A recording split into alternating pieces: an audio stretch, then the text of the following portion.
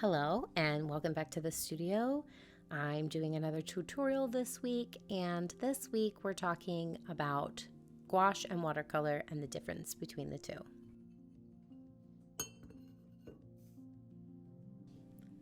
Gouache is essentially just a more opaque watercolor paint. It has more opaque pigments and you can kind of work differently with it. You can work dark to light or light to dark, whereas with watercolors you have to work from light to dark.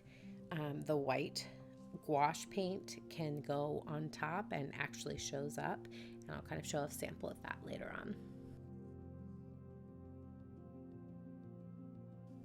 So I took a pad of Arches 300-pound watercolor paper, and I've started just painting all the colors I have available.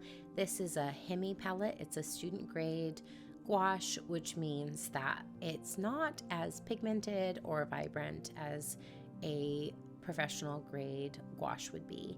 I then move on to the Holbein watercolor, or not watercolor, sorry, gouache.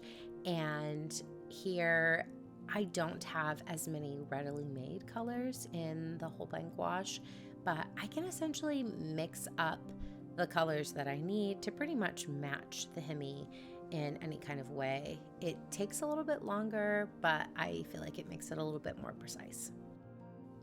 The other thing is the Holbein is a professional grade, which means it's more light fast, which means it won't fade as much over time. The last row is a row of just plain watercolor paints. I am using a student grade. It's the M gram, and I have had it since college. It has lasted me that long. They came in tiny tubes, and when you put it in a palette like this and let it dry out and then wet it as you need, it lasts forever. I wanted you to see the difference on the same paper of how each of the colors looked. And then I'm coming in first with the watercolor, and I'm just adding white to it while it's still wet to kind of see how it reacts. And I'm doing that with each one. So I went in with the watercolor, then I'll do the HIMI. It's kind of the jelly palette that we have with the orange, and then I'll finish with the Holbein and just dab it with each one. You can see in this case how the white spreads in each one. It doesn't spread quite as well in the HIMI. It does show up more vibrantly though, and that's something that gouache does. And then the very final one, it spreads a lot because I added a lot of water. So a lot of the times with either watercolor or gouache, it depends on the amount of water that is there, and that will affect how the pigments react to each other. Both the HIMI and the Holbein are I can reactivate them, so I can re-wet them each time, which is really nice because I can let it dry and then I can use it again. It is a pain if you don't keep the Holbein wet to re-wet the whole palette, so I would recommend keeping an eye on it.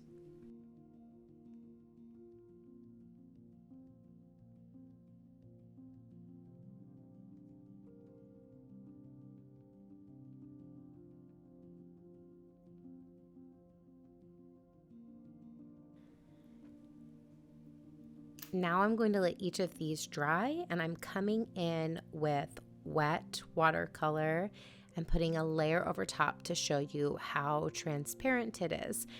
It looks, when it's really wet, like it's going to stay that way, but with the watercolor, it will definitely fade. And in the rest of them, the white stays a lot better.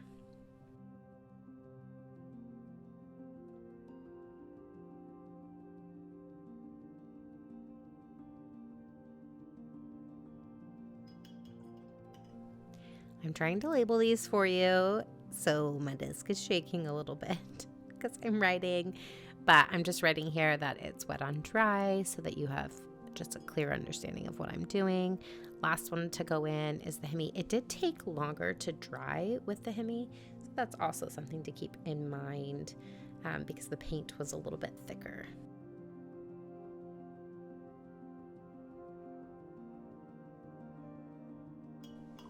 Now I'm going to come in, and it's my favorite part. I love these pads from Arches because all you have to do is take the palette knife and slip it in and then detach it from the pad, and it is so satisfying. The benefit of a pad like this is it does keep the paper from curling while it dries. The last thing I wanted to do was do a whole picture paint for you. I'm using the HIMI because I haven't ever used them in this way before. I recently got them.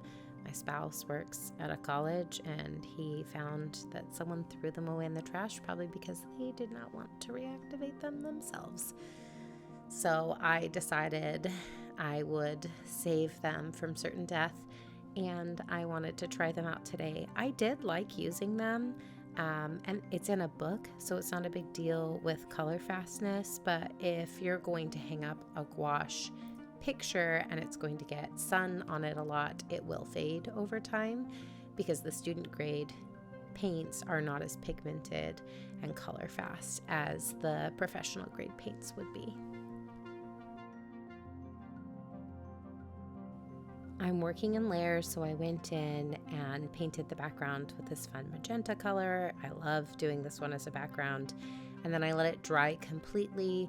I could potentially reactivate this magenta in the background, so I don't want to use a ton of really wet paint because otherwise it will mix with the background, just like it would with the Holbein. They do the same thing. With the watercolor, they would not do something like that if the layer had been completely dry. So I am doing a duck on a wire. I saw it the other day while I was out. It had just started raining, and there was this duck up on the power line, and it just made me laugh so much. So we're painting it today.